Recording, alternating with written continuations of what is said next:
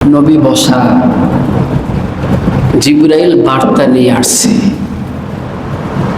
বুখারীর হাদিসের তর্জমা করতেছি। নবী বসা, জিবরাইল আমিন একটা শিশি নিয়ে আসছে, ওই শিশির মধ্যে মাটি। নবী গো, এইটা আপনাকে হাদিয়া দিলাম। কি দেখেন, এটা তো ছোট্ট একটা শিশি, এটার মধ্যে মাটি দেখা যায়, এটা আবার হাদিয়ার কি আছে? নবী, এই শিশির ভিতরে যে মাটি আছে, এই মাটি যখন রক্তে রঞ্জিত হবে, ঠিক তখনই আপনার কলিজার টুকরা হুসাইন কারবালা নামক প্রান্তরে শহীদ হবে। সংবাদটা সুখের না কষ্টের? বাবা কথা বলবেন না? এই যে একটা সংবাদ, এটা কি সুখের না কষ্টের? নবীর সুন্দর চেহারা মোবারক লাল হয়ে গেছে। কি বলো, আমার হোসাইন কারবালার প্রান্তরে শহীদ হবে? আমি থাকবো না? না। আমার সাহাবারা থাকবে না? আবু বকর, আলী, ওসমান তারা থাকবে না? বলে না, কেউ থাকবে না। এমন এক অবস্থায় কারবালার প্রান্তরে শহীদ হবে। নবী গো, আপনার আংশিক কিছু সাহাবা থাকবে, কেউ থাকবে মক্কায়, কেউ থাকবে মদিনায়। ওই অবস্থায় ওই কারবালার প্রান্তরে আপনার নাতির সহযোদ্ধা হিসাবে কেউ থাকবে না।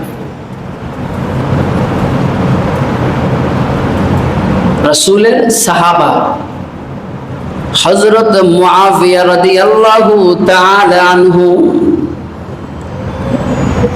আবু বকর খলিফার জমানার শেষ হওয়ার পরে, আবু বকরের পরে ওমরের রাজত্ব, ওমরের খলিফা রাদিয়াল্লাহু তাআলা আনহু, ওমরের পরে ওসমান, ওসমানের পরে আলী, আলীর পরে হাসান রাদিয়াল্লাহু তাআলা আনহু খলিফা নিযুক্ত হয়েছে। নিযুক্ত হওয়ার 5 থেকে 6 মাস মধ্যে বাবা হযরত মুআবিয়া রাদিয়াল্লাহু তাআলা আনহুকে বলে, চাচা গো,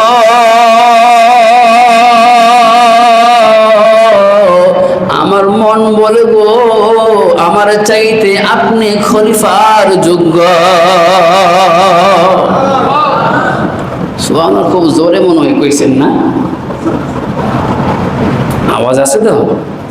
শক্তি আছে? শক্তি দেওয়ার মালিক কে? তো যে আল্লাহ শক্তি দিলেন, মসজিদে আয়েশা যদি জবান বন্ধ রাখেন, বলেন আল্লাহ খুশি হবে? খুশি হবে? জবান ব্যয় করবো কার তরে? জোরে বলেন, আরো জোরে। আমরা আল্লাহর গোলাম, ভয় আছে? নিজের গর্ব করে মন চায় না যে আমি আল্লাহর গোলাম? আরে আমি ওই নেতার, আমি একজন কর্মী, নেতার কর্মী। যদি নেতার নাম বলে গর্ববোধ করতে পারে, আমি কেন বলতে পারবো না আমি রাহমাতুল লিল আলামিনের সৈনিক? আল্লাহু আকবার বলেন। আমি কেন বলতে পারবো না আমি এক আল্লাহর গোলাম? আমি এক আল্লাহর গোলাম। ভয় আছে? ভয় নেই। লা তাখাফ ওয়ালা তাহজান, কোনো ভয় নাই, কোনো চিন্তা নেই। হযরত মুআবিয়া রাদিয়াল্লাহু তাআলা আনহু খলিফা হইছেন। ইসলামে বাদশাহ নির্ধারণ করার 4টা পদ্ধতি।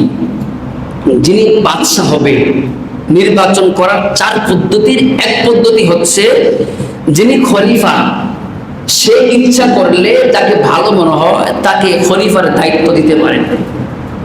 ওই সুবাদে ইয়াজিদ, মুআবিয়া রাদিয়াল্লাহু তাআলা আনহু সন্তান ইয়াজিদকে খলিফা হিসাবে নিযুক্ত করলেন। তৎকালীন ওই সময় সমস্ত সাহাবারা এই কথা বলতে বাধ্য হয়েছে, ইয়াজিদ একমাত্র খলিফা হওয়ার যোগ্য, যিনি ওহী কাতেব, হযরত মুআবিয়া, জিবরাইল আসতো, মুআবিয়া লিখতো।